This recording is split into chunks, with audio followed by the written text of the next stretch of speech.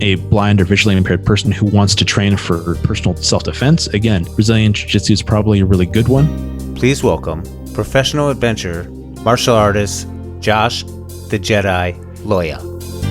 I love it when I get to teach somebody else who's blind, because then they go, wait, oh, you're blind too? Okay. And then it kind of helps them to adjust their thinking about whether something's possible or not.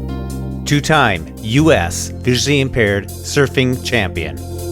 People think that courage is being fearless. Fearless is not the same thing as being courageous. I cannot be courageous if I'm not afraid. Courage is being afraid and going anyway. Instructor and student of martial arts. Oh, you mean a blind person can do this thing? Oh, you mean, that blind guy's doing that thing. Maybe I can give it a shot. We don't know what type of impact we're going to have on people. I was given the nickname Joshua the Jedi. Certainly, somebody gives me that nickname, I'll own it. For more podcasts with the blindness perspective, check us out on the web at www.blindabilities.com, on Twitter @blindabilities, and download the free Blind Abilities app from the App Store and Google Play Store. That's 2 words, Blind Abilities. Enable the Blind Abilities skill on your Amazon device just by saying, enable Blind Abilities. There are times when I have really dark periods where it is a struggle just to get up out of bed. Well, I live a lot on my iPhone, quite a bit. I use it for reading. I use it for communication. Oddly enough, I tend to use my iPhone for a lot of things. And I'm fortunate enough to be an Aira explorer, and certainly Aira has been a huge help. You have those additional tools, you kind of forget about them, and then you go, oh yeah, I have this additional thing in my toolbox. And in this case, it was Aira.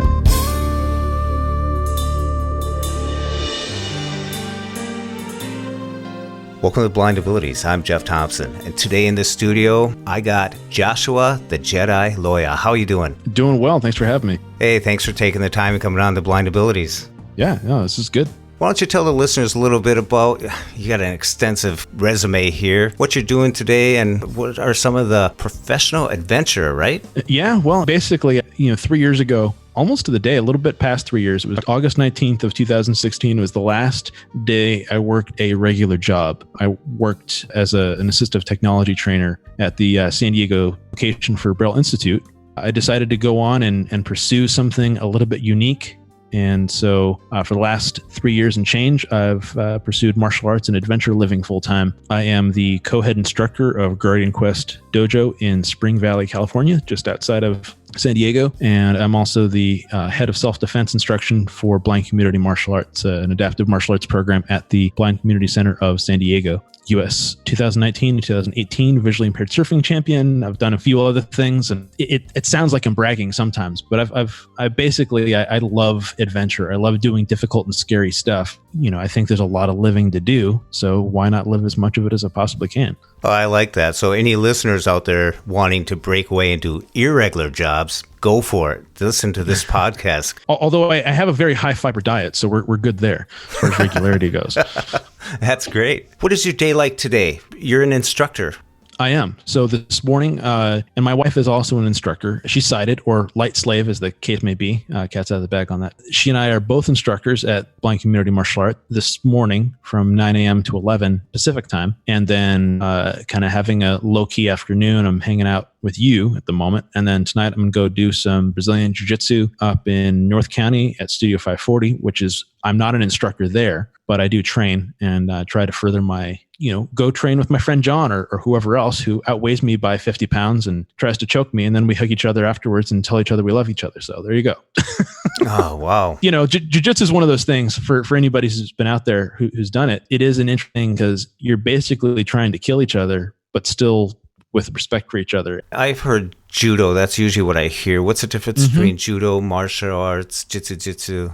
Sure. So martial arts is like most people think of like karate or taekwondo or kung fu. And honestly, martial arts is any systemized focus on warfare or, hand-to-hand combat, that kind of stuff. And it can even be more on a stylistic level. Right. So somebody could learn how to do, say, sword dancing, where it's like specific choreography and that sort of, may not be as applicable for combat, but it's still connected enough that somebody would call it a martial art. So there are even historical European martial arts, things that are native to various countries in Africa or into Ireland. It's some pretty neat kickboxing out of France called Savate. So any martial art, it could be wrestling, it could be punching, like boxing, that kind of stuff. All of that is considered a martial art. And there are probably, give or take, like 1,600 different martial arts and variations that we know about. So martial arts is sort of like that big umbrella term. Judo and jiu-jitsu are both grappling specific martial arts. So in the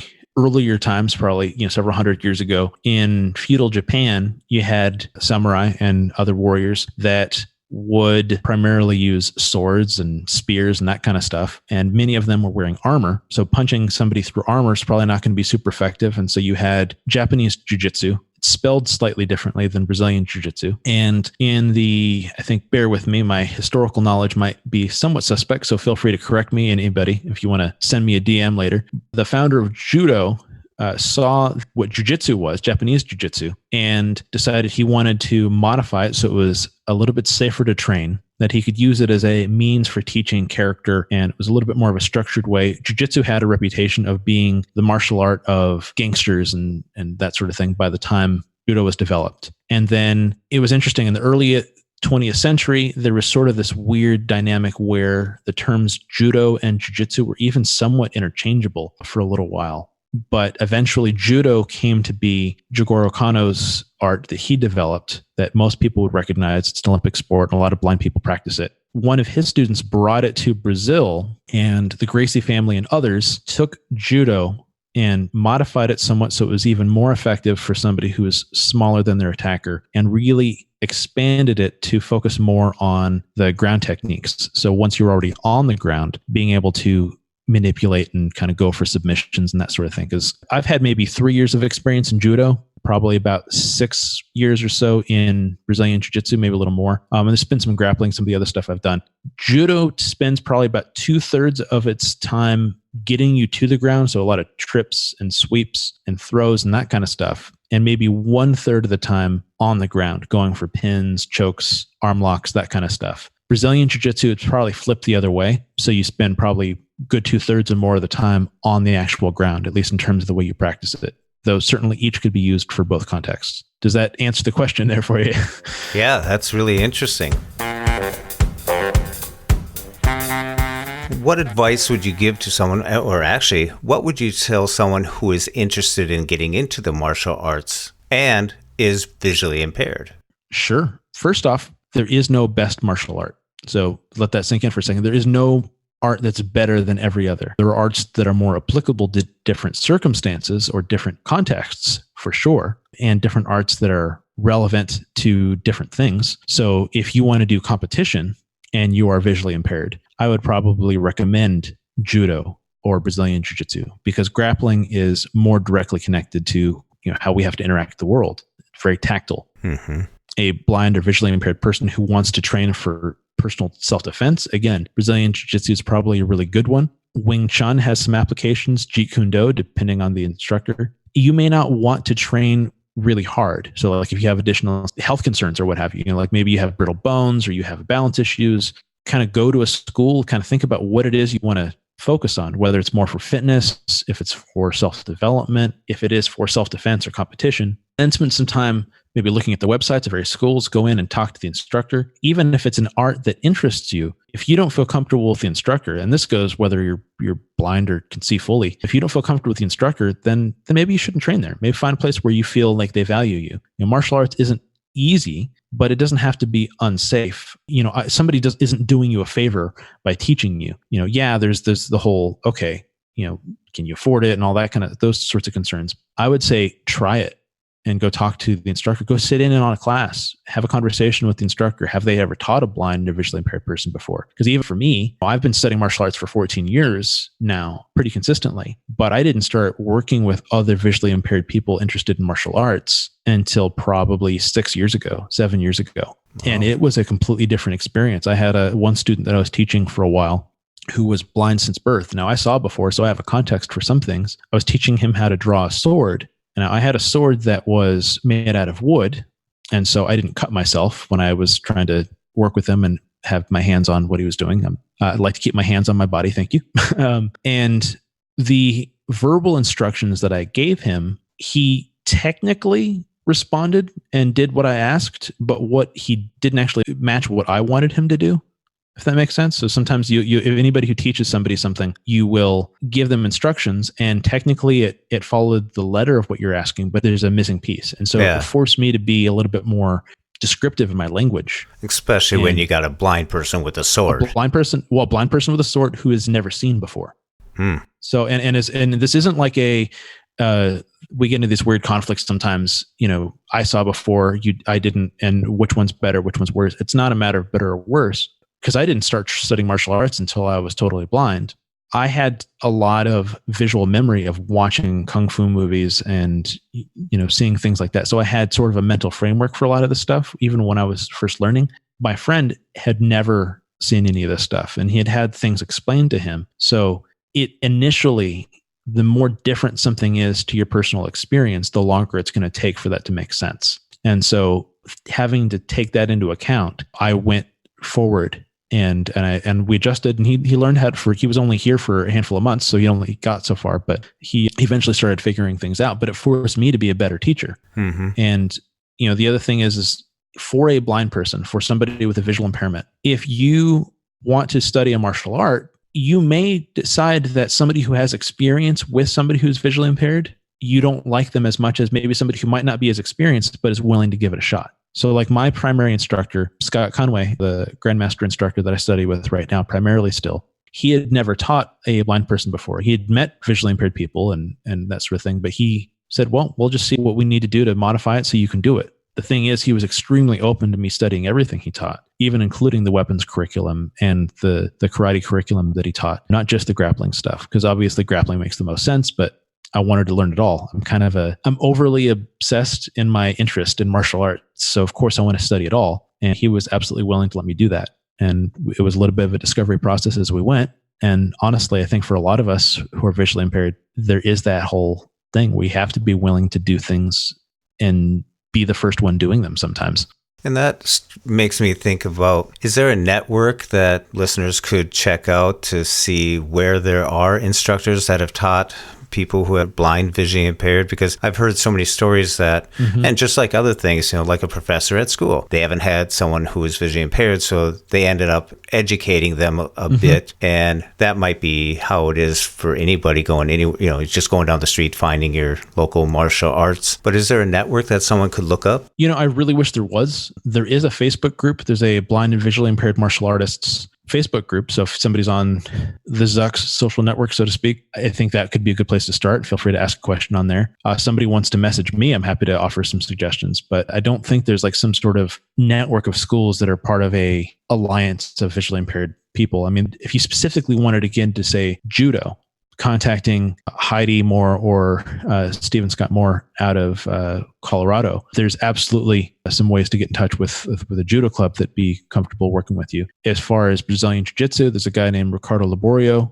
His daughter is also totally blind. He's sighted, and he's done some interesting things with the lighthouse down in Florida there. I think he's at the one near Orlando. But unfortunately, there really isn't like a full network. But it really just depends on what it is you want to study. If you want to study judo, you're in good shape. A lot of people are used to blind people doing judo. But if you want to do something a little bit more unique or different or varied, I think the big thing is to start trying to make friends and connections with people who are in the martial arts community. I'm happy to talk to just about anybody, though. So, if somebody wants to get in touch, I'll do what I can for you. And how can they get in touch with you? So on Twitter, Servant Warrior. And then certainly if somebody wants to email me, joshua@joshuathejedi.com, that'll work. I may not get to you right away, but I'll do my best to respond pretty quickly. Yeah, that seems like a great way. If you do meet an instructor that wants to learn, you could drop a name of another instructor so the two instructors could be talking a little bit, give them some little heads up tips and stuff like that, and spread the news. I am working, it's in the early stages. There is a gentleman by the name of Sifu Harinder Singh, President and CEO of the Jeet Kune Do Athletic Association. He and I have done a little bit of work together. I've had a little bit of JKD or Jeet Kune Do experience through him and some of his students. He studies with a Wing Chun instructor, a Wing Chun master in the San Jose area. And his instructor has asked him to develop a curriculum specifically for blind and visually impaired students, because there is that need. There's a lot of people where they only do judo or they only do wrestling. And our intention is, and we haven't really done a lot of deep work on it, is to develop a curriculum pulling largely from Wing Chun for sensitivity, but then incorporating Brazilian Jiu-Jitsu, wrestling, judo for something that can be taught and duplicated. Because there are things like the One Touch project, which I have zero familiarity with at all. So I can't speak to its efficacy at all, or how good it is. But the intention is, and one of my larger goals is to create a network of exactly what you're talking about. Create some curriculums where blind people can teach other blind people. Because I think that's one of the tricky things is how do you, it's all great when you have a sighted instructor. And yes, sometimes that's needed. If somebody is using a sword or something like that, you have to maybe pull somebody in to help evaluate so nobody's getting injured. That being said, when we can teach each other, I think that has tremendous power. And then it doesn't have to be like, oh, this sighted person's doing it. So I love it when I get to teach somebody else who's blind, because then they go, wait, oh, you're blind too? Okay. And then it kind of helps them to adjust their thinking about whether something's possible or not. When you say adjust your thinking, when I think of the martial arts, there's more to it than the physical grappling, wrestling type of contact or weaponry. There's also a mindset. Could you go into that a little bit? Yeah, for sure. So I think it's an interesting thing. I was having this conversation with somebody recently, and they're talking about how every single martial art teaches a philosophy, whether on purpose or inadvertently. So it's a fulfillment or an embodiment of a particular philosophy. So you'll find that people who have a tendency to, and this isn't by and large, but if somebody trains in something like Muay Thai, it's very aggressive. They're very quick to respond. It doesn't mean that they're a horrible person at all, but it means that they tend to be more assertive, more focused, and it tends to condition their mindset that direction. Martial arts can oftentimes be a vehicle for somebody's spiritual practice. It doesn't have to be, but it can be. So in the instance of a friend of mine who is a Tai Chi, Qigong, and Bagua master, those are all primarily Chinese arts, and he's also a Taoist abbot. And so he uses his martial arts practice and what he teaches in as well his spiritual practice and as a conduit for meditation, mindfulness, and that sort of thing. I happen to have somewhat of a Christian background, and though I'm considerably unconventional as a lot of people go, so I wanted anybody to be surprised if they follow me on Twitter. That being said, for me, it has been a value in appreciating the sacredness of life. So for me, and Guardian Kempo in particular, my goal is to create or restore peace, not to enjoy the violence. So one of the things I want for my students is to be desensitized to violence. People say, why would you want them to be desensitized to violence? Because I want them to be willing and ready to act if possible. But I want people to be hypersensitized to right and wrong. Now, certain things are going to vary a little bit, like what we consider right or wrong, but most of us would prefer some sort of moral governance on whether we decide to punch somebody in the face or not. So if I need to respond, if I need to use physical skill, I want to be ready to do so. But if I can talk somebody down, if I can have a conversation with somebody or educate somebody that it's not, I would prefer you not to grab me, please let go, and they let go and they leave you alone. If that's enough, then why create a fight if there doesn't need to be one? For me, the martial arts that I practice help me to appreciate life more because I know how to kill, I know how to hurt people in very significant ways. But because of that, I also don't want to. It's a very sort of counterintuitive thing where you learn to hurt, but you learn also the value of not hurting. And then the last thing too that I'll say on that, and this transcends just martial arts practice, but doing anything that's difficult and scary, it's valuable to do something that you suck at. If you do something that you're not good at and that is difficult for you, and there are absolutely aspects of martial arts that are much more challenging for me. Slow progression, it keeps you humble, keeps you from thinking that you can't do anything wrong. You realize very quickly, and this is why I go back to grappling and Brazilian Jiu-Jitsu, that sort of thing, is that I cannot fake jiu-jitsu. Like if somebody is choking me, they're either choking me or they're not.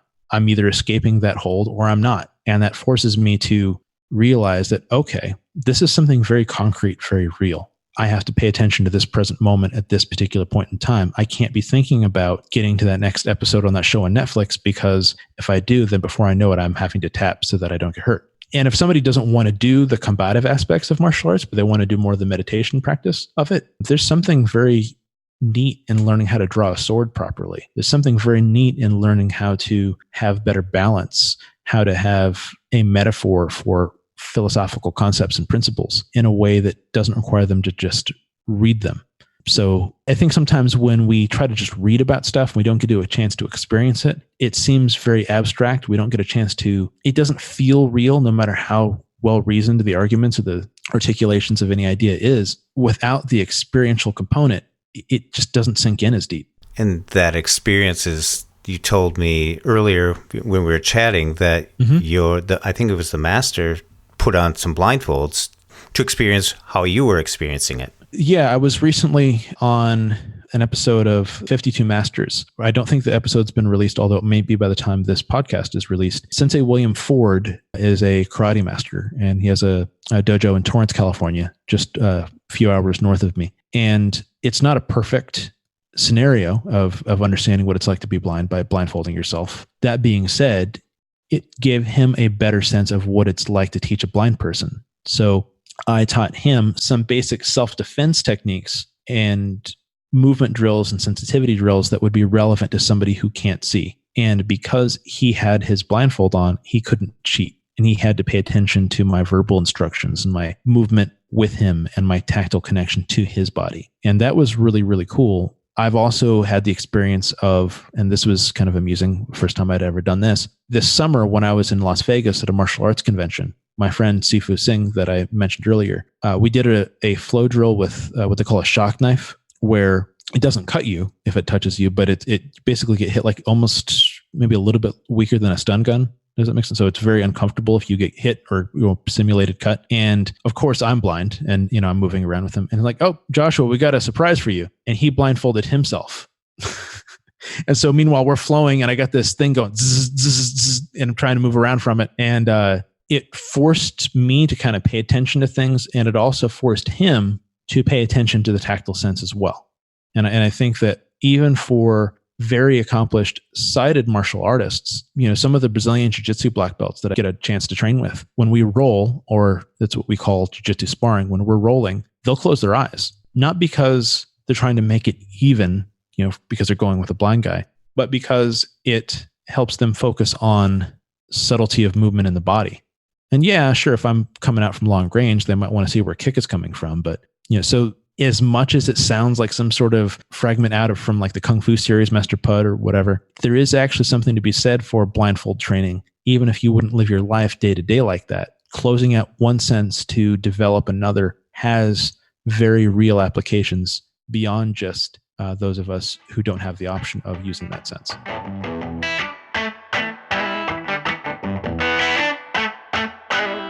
Now, taking this into a typical blind, visually impaired community, there's a lot of situations where they're challenged with, do they fight or flight, that type of situation. And it may not be a contact sport or something, but it might be just the challenges ahead of them. How would you counsel someone or apply that in just the typical blindness community and the challenges that people have every day? If I'm going to condense down a lot of what is required for adventure, and I think this, one of the things I had a very fledgling podcast, I might resurrect it, just a goofy little anchor thing, but I called it Adventure Mind because I like the idea of cultivating an adventurer spirit, an adventure mindset. And two key ingredients to that are being strong and courageous. And if somebody wants to be an adventurer, they don't have to go out and, jump out of airplanes or off buildings or go surfing like I do. They can absolutely... You jumped out. Sorry there. you just can't throw that out there. Professional adventure, you're jumping out of a building. Off a building. Off? But I mean, it sounds more by choice. By choice, yeah. I mean, so anybody can do this. By the way, if you go to the, it was the Stratosphere in Las Vegas. So they have this thing where you go up to the top of the building. And I mean, it's not like I'm just jumping out of random buildings. I'm not trying to be the new real life Spider-Man or anything like that. But if you go up to the top of the Stratosphere Las Vegas, they'll strap you in. You have a harness, so you're not going to go splat. And you walk out on the end of this ledge, you jump off, and they max your descent at about 45 miles an hour, which is still pretty fast. And it's like 100 stories or something up there. It's quite the adrenaline rush for sure. It's actually a pretty gentle landing. So it's a little different than say like bungee jumping where you get jerked back. So if you actually have a back issue, you're probably safer doing that. But for me, doing something like that, I love stuff like that. I haven't been skydiving for a while, so I got to do that again. What was that like? What was that? I mean, it just in a nutshell, jumping out we'll of get a back to the adversity thing in a minute, but of course. But what was skydiving like, or what was jumping off the stratosphere like? Oh my gosh, either one. I mean, but like they say, it's a perfectly good plane, and you jumped out, that free falling, that feel. Well, the guy was nice enough to take me up so I could jump out of it. Oh, there you go. Why would I waste that opportunity, right? But you're a professional adventurer, but I think a lot of people who face the challenges of visual impairment, blindness, they're adventuring and challenging the society that we're in, because not everything's set up for us. We have to go that extra distance. We have to do out of the box thinking. We usually do have to work harder. We have to work harder, and sometimes it can be exhausting, for sure. And even for me, like I have my moments where, I might be willing to go tonight and go train, but, walking into a Jamba Juice and the person doesn't want to look up and realize that, oh shoot, he can't read the menu or whatever. That does get frustrating. And I think going back to the needed components for cultivating an adventure mindset, and this is one of the things when I give talks and stuff, I talk about this a little bit, is the value of becoming strong and courageous. Well, how do you become strong? Right? We'll use the lifting weights analogy, and I'll apply this to the day-to-day life thing in a second. Do you get strong by looking at weights, by reading books about bodybuilding, by sniffing the iron smell, the metal smell that's in the weights? Do you, kind of thinking about the molecular structure of the particular materials no, you get stronger by lifting the weights. So much for osmosis, right? So much, right? And the thing is, what is courage? Right? So being afraid, people think that courage is being fearless. Fearless is not the same thing as being courageous. I cannot be courageous if I'm not afraid. Courage is being afraid and going anyway.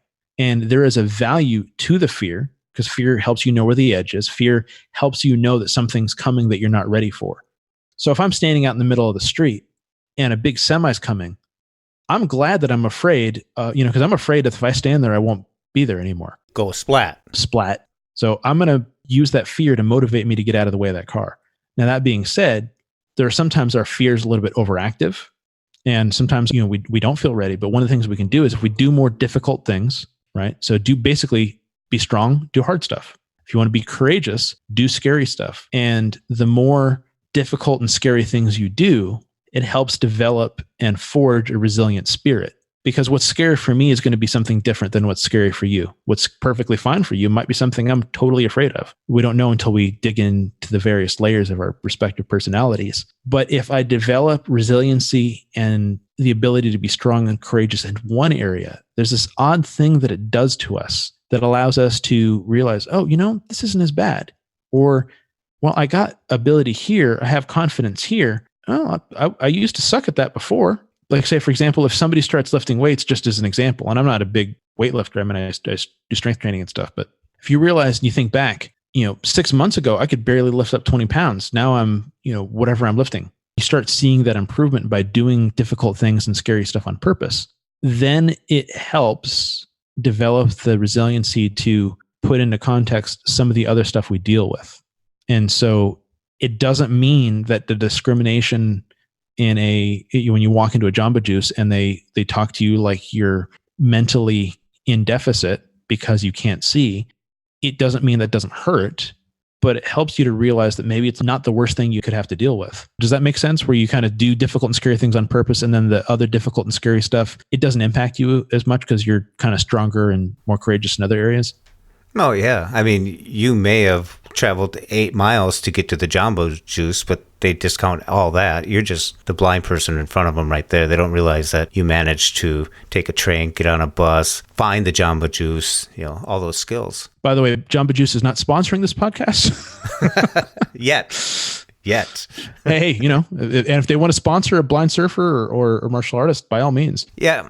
When I first went blind, I did not know what I could do. And obviously you've taken it upon yourself to find your passions. You were working and teaching accessibility, but that just wasn't enough. But you wanted something more. You found that, you wanted to pursue some stuff. So now you're an instructor, a student of martial arts. What led you to the water? When I hear waves crashing against a rock, I say, that's powerful. I want to go out there and drift into that and get slammed up against these rocks. I don't do that. Well, I don't want to go get slammed up against rocks either. So there's the fear factor. Sure. So to overcome that, you have to outsmart that and figure something out. Yeah. So it's interesting. And I think one of the things that will give a little bit of context, going back to just before I lost my eyesight, which was in my mid-teens, that last 6 months that I had eyesight, I was so restricted in what I could do. They didn't want me running or lifting weights or swimming or straining myself and even the smallest task.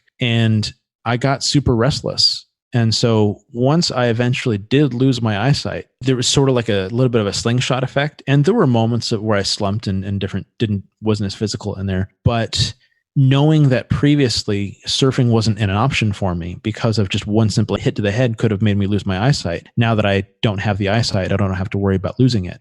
It's sort of this sort of increasing crave for new experiences and things that I would have wanted to do. I grew up in a surf town, but I wasn't able to surf because of safety concerns. And thankfully, literally the day after my last day at Braille Institute, there was a surf event, and I was like, all right, I'm going to go. It was the local blind surfing event. There's actually two now in San Diego. There's one typically in June put on by the Swami Surfing Association, and then the Lions Club of Escondido, they will put on one typically in the fall. A blind surfing event. Yeah, where they have people that will take people out into the water, and depending on their various levels of ability, a lot of people when they first start, you get very hand-holdy, take you into the shore break, that kind of the smaller waves closer to shore. And then, as people get better, you go further out. But I tried it, and I didn't want to have the experience of people making it really, really easy for me. I really kind of wanted to do it, as I put it, for real, kind of learn how to do it. And so I didn't want somebody to stand me up and have me ride the board in. I wanted to figure out how to pop up to my feet and stand up and ride the wave in, which is to not minimize somebody who's just trying to go out there and experience the water for the first time. There's nothing wrong with that. Everybody starts somewhere. For me, I was like, okay, this makes sense. All right, this is a doable thing. Okay, well, the fact is a blind surfing event. Clearly somebody does this, and there are a few people who do this. And eventually I got to do more of it, hooked up with a coach who thought I had some talent and kept working with them. And, but for me, it's the beautiful thing about surfing is the fact that again, going back to when I was talking about jiu-jitsu, it's a very, very similar thing of having to pay attention to this thing right now. I can't pay attention to some lingering thought of somewhere else or whatever. I have to pay attention. Oh, the wave's coming. I got to paddle for it. Okay, all right. It's time to get up. Oh, let's make sure I keep my balance. Oh, I fell off. I got to get back, find my leash and paddle back out so I don't get slammed by these waves. All right, let me try for another one. Oh, okay. And paying attention to the roar of the wave so I can surf away from it and all that kind of stuff. There's not time. And as much as rocks obviously hurt, the ocean itself, if you're a halfway decent swimmer and you're able to, and typically I'll be out in the water with somebody. I'm not out there by myself because A, if I go surfing, I don't want to slam into somebody. But two, I can't always feel when the wave is coming. And so having somebody spot the wave for me, certainly in a competition, that's absolutely necessary. The water doesn't hurt as much as concrete does. You fall off your board, I guess, yeah, you could get hit in the head with your board, depending on how challenging the wave conditions are. And I have been hit in the head with my board before. At the same time, most people are probably safe. I was in some pretty challenging conditions in a contest when that happened. But still, the most thing, as long as you can hold your breath, try to stay calm, be able to have a good partner that'll look out for your safety. It sounds really scary, but it is not the most dangerous thing. It becomes increasingly less dangerous the more adept you are at doing it, if that makes sense. Well, that's really neat that they had that opportunity to you to go explore, and you were in the mindset to say, hey, let me give this a shot.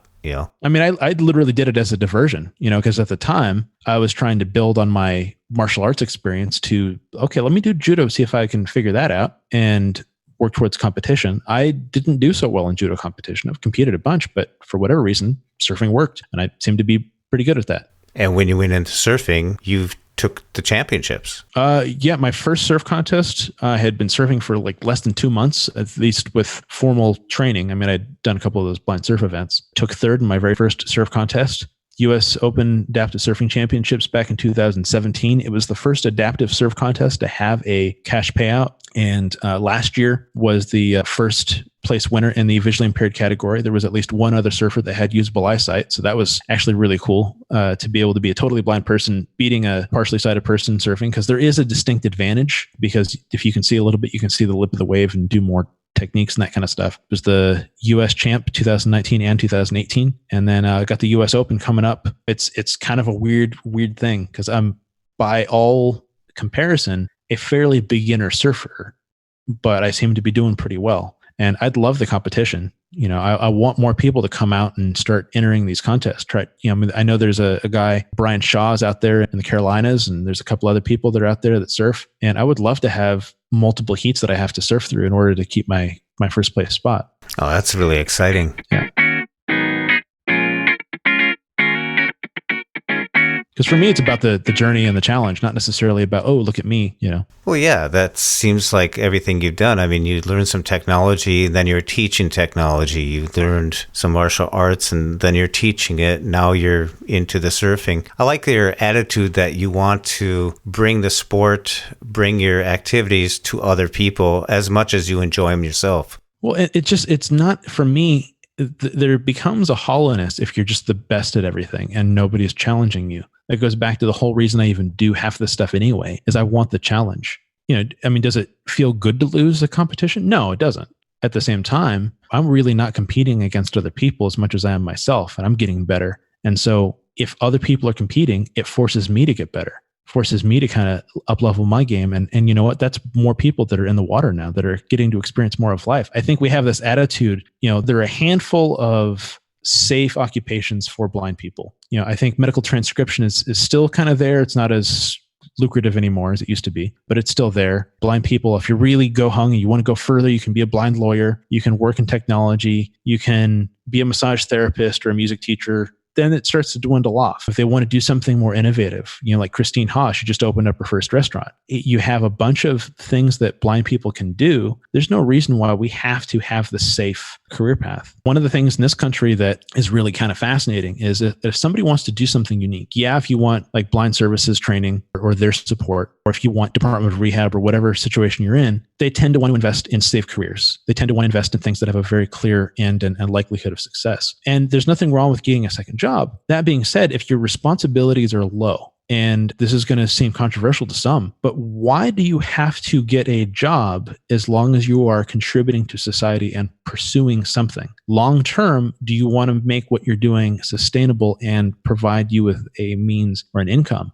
Sure. But if you want to pursue something unique, like pursuing martial arts or pursuing acting or pursuing writing, you know, you don't need, you know, like if somebody wants to write a novel, you don't need a college degree to write a novel. Obviously, I'm not advocating people don't become educated or educate themselves. That's not my point. But I think we're fortunate enough that as much as the safety nets that we have in this country may not quite be as significant as we want them to be, certainly the US and I know other developed countries have similar things, like Australia has a pretty good, you know, support for people who are visually impaired as far as economically speaking. If you have those opportunities, consider that as an opportunity to pursue something a little different, pursue something maybe a little bit less safe. I think people who have received some kind of disability benefits, you have that opportunity to think a little bit outside the box. Now, maybe it's not enough, and maybe you have children, and obviously that changes the dynamic for sure. My wife and I don't have any children. For when I decided to quit my job, and I had, you know, I wasn't rich, but I had decent medical coverage and, you know, it was pretty stable. My wife can agree to go along that journey with me. Because she's an adult, she can make the choice of like, okay, things are going to be lean for a little while. We'll kind of figure it out as we go. She can make that choice. If I had a child, that child couldn't make that choice. It wouldn't be fair to say like a 3 or 4 year old to say, all right, daddy's not going to go to work anymore. So you're going to eat top ramen for dinner 3 nights a week or whatever it is. I mean, you can't do that if you're an athlete. But I think when we are so absorbed with safety, and for many of us, sometimes we come from a difficult background. Some of us are the victim of abuse, whether it's because of our blindness or otherwise, or maybe that's a result of our abuse. It can be very scary to do something different that's not safe. You know, we're all individual people. We have different personalities, different strengths, different interests. If my life has to look like yours, I mean, you know, Jeff, you're a cool guy, but you know, we have different interests. We have different personalities. I'm way more interested in the debate between Captain Kirk and Picard than some people. I mean, or I like spicy food, and you may like your coffee with cream and sugar. I like mine black. There's nothing wrong, but those differences can also help to guide our life choices. One screen reader isn't better than another. It just might happen to do what we need it to do. And if we want to pursue a particular method of living our life, as long as it's not hurting other people and it's not hurting us, well then, let's check that out. See if that's a doable thing. Maybe that's actually going to be the genesis of something way bigger that isn't just going to affect us. It might affect a whole bunch of people and help to kind of break that perception of, oh, you mean a blind person can do this thing? Oh, you mean, that blind guy's doing that thing. Maybe I can give it a shot. We don't know what type of impact we're going to have on people. And if we do something that's good for us, good for people around us, then I don't know. I don't like playing it safe. I don't like society having to stay a certain way. Blind people can only do these things, and if a blind person decides to go off and do stand-up comedy for a living, or I don't know, it's never. I've never been satisfied with things being safe in the sense that it has to fit. And maybe that's because I was raised by hippies and punk rockers. I don't know, but because there's a little bit of that. But do you think that? Maybe I'm going to throw this back to you, the interviewee interviewing the interviewer. Do you think that there's this pressure for blind people to be safe because you better hold on to that job. You may not get another one. Well, I do think, as you mentioned, you got voc rehab. When you have counselors and stuff, they want a success. So success to them says, hey, we'll put them down this channel, this pathway. And what you're really saying is, if you got the opportunity to pursue a passion, why not do it? It may not be safe, but you're going to challenge yourself, and those things will transition, or skills that can transfer into others' jobs, opportunities, and the people you meet, the experience you get. You're collecting data as you're going down these journeys, these paths. And some people look at people like, oh, they climb Kilimanjaro, or, oh, they're the surfer champion, or they're this and that. And they think of these people as these one-item deals, these one-person entities that they're freaks of nature. But actually, it's just that you saw that they were having an event for surfing, and you showed up. And then you pursued it a little bit further. Or in martial arts, you wanted to try it, and you went back, and then you went back, and you just kept fulfilling this desire to learn and to gain from it. And then you turn around and people are looking at you like, oh, you're a freak of nature. But technically, you're just pursuing your dreams and your goals and stuff and feeling satisfied. And while I will say that everyone has their talents, and I might have a talent in a particular direction, there's nothing magical about what I've done that prevents somebody else from doing the same thing or something similar. A black belt is just a white belt that kept going. If somebody else trained as much as I did and was inclined to do what I did, they could have multiple black belts. They could be a surfing champion. I'm very forthcoming in talking about my accomplishments, but it's not because I think I'm better than anybody. Anybody could do what I did if they put in the same work. It seems to me that you've worked a lot at anything that you wanted to do. You were a musician, you were in a band, whatever you seem to pursue or have an inkling to do, you kind of give it a shot, give it a try, and you commit yourself to do it. I think the drive, when I was teaching, I would have hundreds of students, but when I would find those students that had the drive, that they don't want the fish, they want to know how you caught the fish. Yep. And what works best. And that's fun teaching then, because you're just jogging alongside them as they're on their journey, and then you pass a baton and they go off and you hear back from them later. I like people with drive, and it seems like you have a lot of that. You may be more talented in something you haven't even tried yet. It's possible. Now, that being said, I do want to make sure that I touch on this, because I think there's the perception that I have it all figured out. And I really want to peel back the layer just a little bit further, if you don't mind. I was given the nickname Joshua the Jedi. It's not something that I took for myself, though certainly somebody gives me that nickname, I'll own it. And I am fairly confident in my abilities, and I've done a lot, and I get a chance to share life principles and talk and do all these things. That being said, I have dark days just as similar as other people.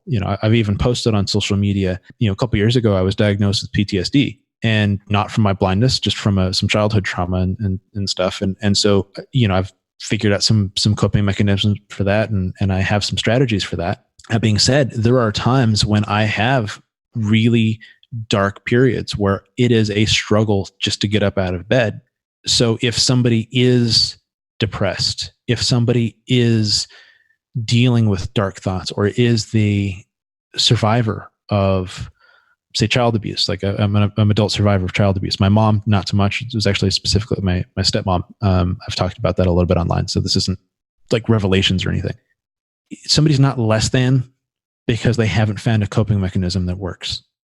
Somebody's not less than because they haven't found a way to get past a particular trauma. So I really want to make sure I underpin that, yes, I have a lot of accomplishments. Yes, I have a pretty awesome set of things that I get to do. I'm still figuring a lot of it out.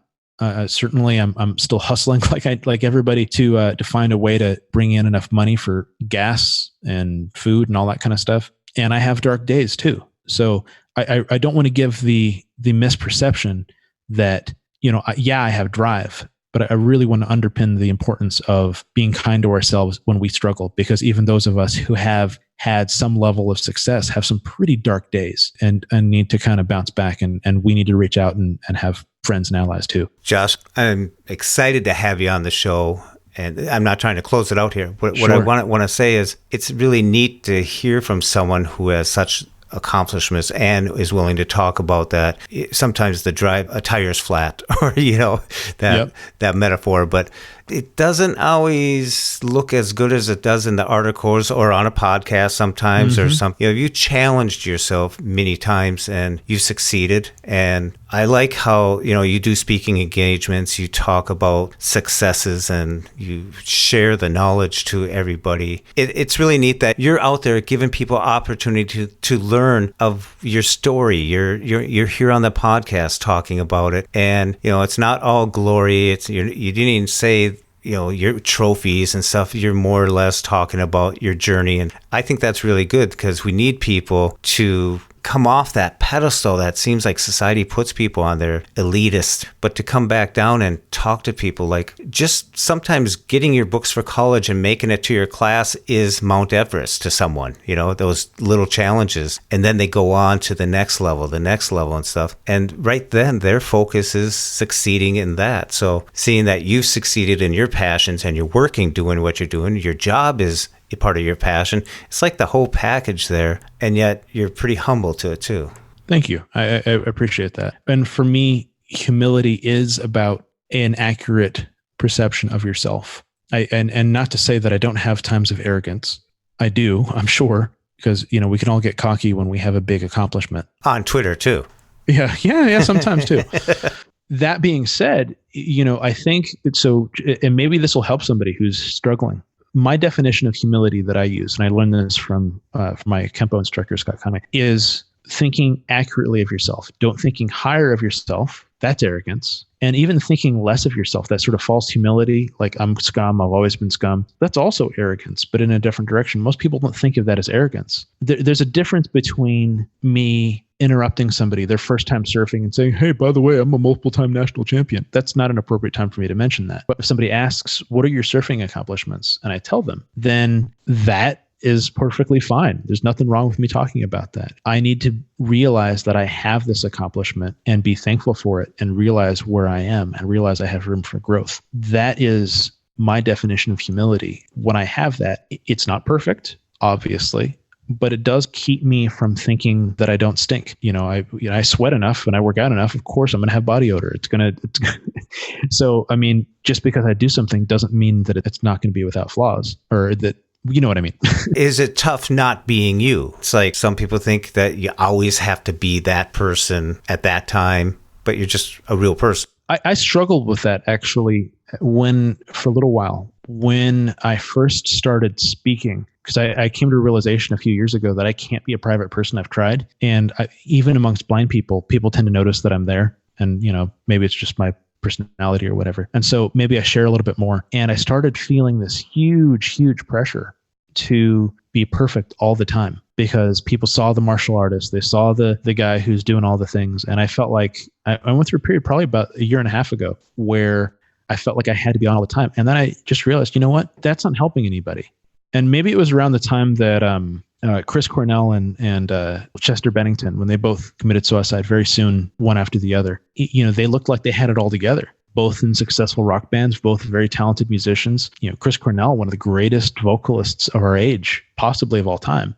And yet it got dark and he had his moments. And when people, and not to speak to their experiences, I wasn't in their head. I can't know to that. But when somebody feels like they're alone and that other people don't struggle, they don't feel like there's the room to move forward. And so I realized that the biggest way that I can help other people is by not trying to be perfect and being honest. And if you look at my Facebook Live videos or the handful of YouTube videos that I put up, there's typically very little editing. And maybe that's because in part, I don't like editing stuff and there's something to that. But also I like showing the imperfections. I like showing that sometimes I stammer, sometimes I get words wrong, sometimes I mumble. And I think it shows people that you don't have to be perfect. It's not about whether you fall. It's about what you do when you do. And, you fall down 7 times, get back up 8, keep going. And that, it sounds trite, but it's true. If you get back up, then there's some really awesome stuff you can do if you just keep pursuing what it is you're passionate about, what makes you feel alive, then you go from there. I like that. What makes you feel alive?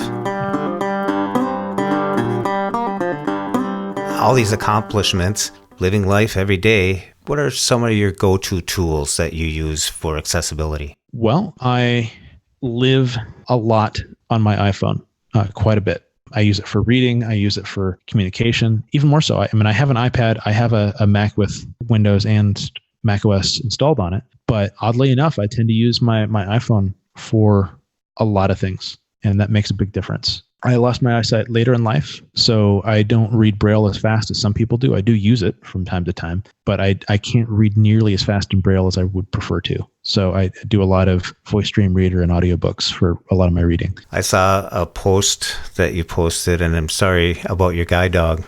Oh, thank you. That must have been a moment for you. Yeah. It's, for anybody who's had a guide dog, whether they worked for you for a year, or in my case, Hobbs worked for me for almost 8. 8 years. It was a bit of a rough transition for sure. So you had to get back to a cane, or are you in line for another dog? I don't know what my life is going to look like here. I have a couple of things that are in the works that might cause me to have reason to travel to places where maybe a guide dog's not really the best situation. So I would really like to go to Bali and China and stuff, but I don't know how soon that's likely to be. Mm-hmm. So I'm not sure yet. I'll kind of reevaluate another couple of weeks here to kind of figure out whether I'm going to get another one. But I'm caning it for the foreseeable future, at least for a little while. What was it like to pull back and be 100% caning it? My dog was halfway retired a little bit, so he was probably 3/4 time, and so he started developing some separation anxiety. So I was having an occasional time walking out with a cane. So I was able to keep my cane skills relatively sharp, but walking along routes was a little bit on the tricky side and certainly unfamiliar areas. And I'm fortunate enough to be an IRA explorer. And certainly IRA has been a huge help. Not long ago, in fact, it was the day I came back from the airport. So he lives up in Washington State now. I'm down in San Diego. After I got home, I went out and kind of did some things to kind of help myself relax. And I hadn't walked the particular route home that I took, even with a dog, for close to 10 years. And then lining up this particular intersection, it's a little bit wonky where the light pole's nowhere near where the actual crosswalk is. And if you cross wrong, you walk out in the middle of the 4-way intersection rather than across the street. And I'm sure we've all had experiences like that. Oh, yeah. And one of the neat things is I didn't have my Horizon glasses with me, but I did have my phone, and I was able to use, with the assistance of an IRA agent, I was able to line up, find the light pole, line up the crossing. And then of course I crossed, they don't generally talk to you while you're walking across the street, but I was able to line up that extremely difficult crossing with a dog or with a cane, this time with a cane. And, it's funny when you have those additional tools, you kind of forget about them. And then you go, oh yeah, I have this additional thing in my toolbox. And in this case, it was IRA, and it made a huge difference. And I think that for people who are interested in kind of finding a tool to kind of help line up, right now, IRA's free for 5 minutes and all that kind of stuff. And you can line up a crossing with that. And, so it's really neat to have all these tools. Like one of the things that I've said, and I think other blind people have said similar things, being blind sucks. Don't get me wrong. There are definitely some things where I would, all things being equal, would I prefer to be able to see? Probably. But if I had to be blind, we live in probably one of the greatest times in all of history to be in that particular situation. We have dogs, we have canes, we have Aira, we have multiple ways of accessing books, even books published on the same day. We have all that. And being thankful for those, that goes back to being able to have the extra strength to keep moving forward in the face of adversity a little bit. We also have Jamba Juice. We do have Jamba Juice. Jamba Juice, we don't have Jamba Juice anymore. It's gone. They changed the name. It's just Jamba. Jamba. Yeah, like when like, I don't know, maybe they're taking a page out of Dunkin' Donuts. Dunkin' Donuts isn't Dunkin' Donuts anymore. It's just Dunkin'. Jamba Juice isn't Jamba Juice. It's Jamba. They're just shortening of everything. We just did that on our last podcast, talk about shortening of words. Yeah. Oh, they even did it to Jamba Juice. Yeah, as long as you don't call me a snowflake, we're good. You mentioned that 5 minutes. It's not just 5 minutes anymore. So you can take pictures, you can call a cab, Uber, Lyft, to get assistance like that. I mean, it's still for 5 minutes before it starts counting against your minutes, but right. But the functionality isn't limited at all. Yeah, I mean, when it first happened, everyone made comments about this, but now they did this extra effort, and it's like a lot of these people they're not eating their words, but it's like, okay. There are some people you will never be able to satisfy. I mean, and I don't think this is a blind thing, but I think oftentimes people in our community, we are particularly used to people not living up to what they say they're going to do, or we're used to getting the short end of the stick, so to speak. And so I think there's this propensity towards complaining when we have something awesome. And maybe it's because a lot of people have a tendency to overpromise and underdeliver. But so far, and I'm not just saying this, that because if you go to my Twitter profile, there's a pinned tweet where you can use my Aira code, wink, wink. But in all seriousness, though, I think that even if I hadn't had any kind of cooperation with Aira directly, they are so far more delivering than what they're promising. I think a lot of people, we have this tendency to overpromise and we don't deliver, and then we get jaded. So when I think we like to complain in our community especially, and I think people like to complain. And when something works, hey, let's find out what is good about it before we start complaining about what's not good. And maybe that's a particular bias I have, but it's why I have a tendency to go philosophical really quick, but it's why I have friends that are rabid, like extreme progressives, and I have friends that are MAGA lovers. And so, now there are certain conversations we cannot have, but there are certain points of connection we can have. Like I do jujitsu with a bunch of people that one guy's like really rabidly anti-Trump, another guy's super, super conservative. And you just find those points of connection. So going back to reeling it back in beyond that sort of thing, people like to complain, and maybe we just kind of let Aira breathe a little bit so we can actually experience the tool that they can be to us. Pete Lane and I, we got connected with Aira back in, I think it was 2016, and we did a podcast about this up-and-coming company. A lot of people were saying it's for the rich, it's an elitist type of thing, it's not for everyone. But as you mentioned, that they're offering a lot more. The value has been growing and growing and growing, and then they start switching the prices, and now they offer the 5 minute. I'm not talking them up. What I'm doing is I've seen this journey, and each day or every time we talk to Aira or someone from Aira, or even right now, we're adding another little piece to it. There's just more added to it of what it can do. Well, you're recognizing when somebody does something that works and is helpful, why not highlight that? Yeah. Like the same thing, like I'm sure when NVDA started blossoming in its functionality, 15 years ago, it was nowhere near where it needed to be. Now it's a very worthwhile competition to the shark in the water. Yeah, it is. It's neat to see where it's going. It's like you said, it's a great time to be blind. Yeah, I mean, if you had to be. Yeah, I remember when I was teaching, and all of a sudden the students came in and they were using the shark in the water since they first got a keyboard or a note taker, and they're reading 300 words per minute in Braille. You couldn't even understand their and yet they never made a sandwich. So there's some still challenges they had to meet, but the times are changing, and it's a great time to be in this world of technology. It's exciting. It's exciting for everybody that's in the blindness community to be able to access information. Would it be okay if I step on my soapbox just for a moment? Sure. We got soapboxes in this podcast. Yep. Okay. Maybe we can make a car out of them afterwards. One of the things I really want to speak to this, and this was largely inspired, and unfortunately I can't think of the exact post, and maybe it's several posts, that Sassy Atwater, is it Atwater or Atwater? I don't know how to pronounce her last name. Atwater. Thank you. And I think she speaks to this really, really well. And these are my words now, not hers. I don't want to mischaracterize her. we have to stop shaming people for the tools they choose to use and for how they use the tools that they use. I saw a lot of people complaining and getting grumbly about blind people using 5 minutes from Ira for what they deemed as a task that isn't worthy enough of their time. And you know what? I don't care what somebody uses their 5 minutes for, whether they are paying for them or not. It's not my place to say I'm a better blind person than you are. Other people read Braille way faster than I do.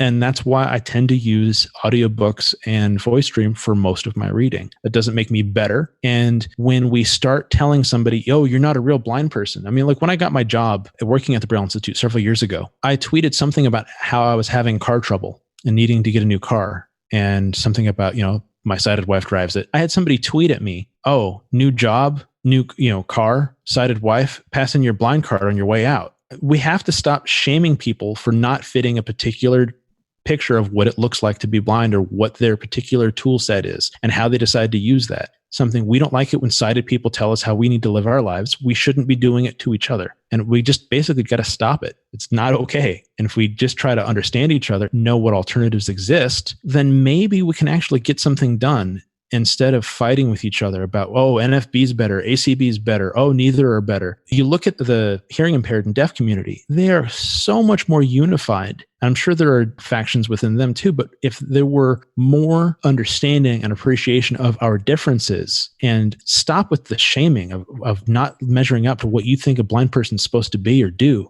or have, then maybe we could get something done and not have government websites that are inaccessible and not have to worry about suing Domino's because they want to spend thousands upon thousands upon thousands of dollars fighting whether or not something has to be accessible. If we would stop shaming each other for the way we choose to live and help each other instead, I don't know, maybe it would be even better to be blind. But that's just my opinion. I could be wrong. It's what it is. Thank you, Dennis. Whatever your name was that used to say that.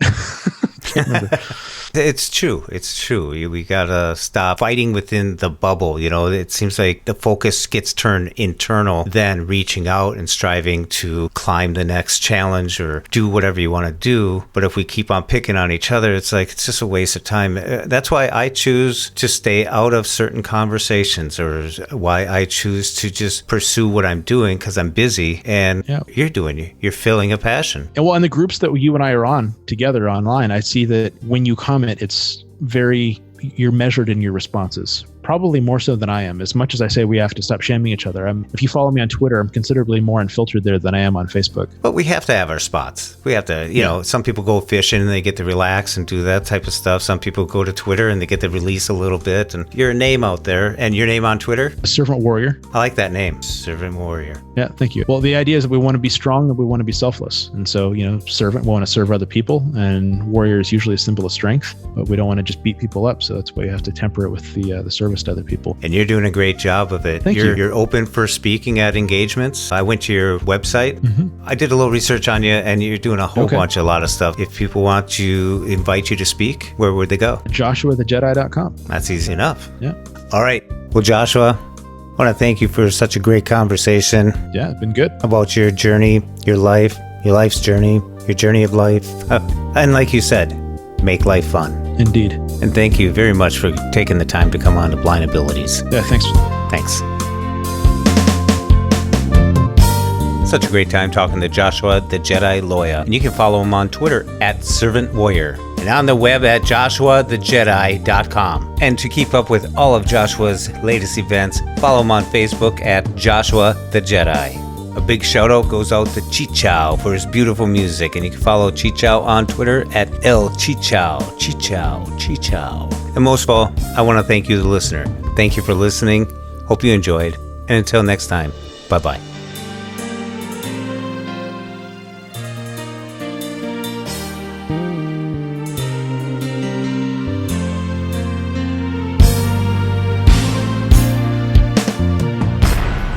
When we share what we see through each other's eyes, we can then begin to bridge the gap between the limited expectations and the realities of blind ability. The realities of blind abilities.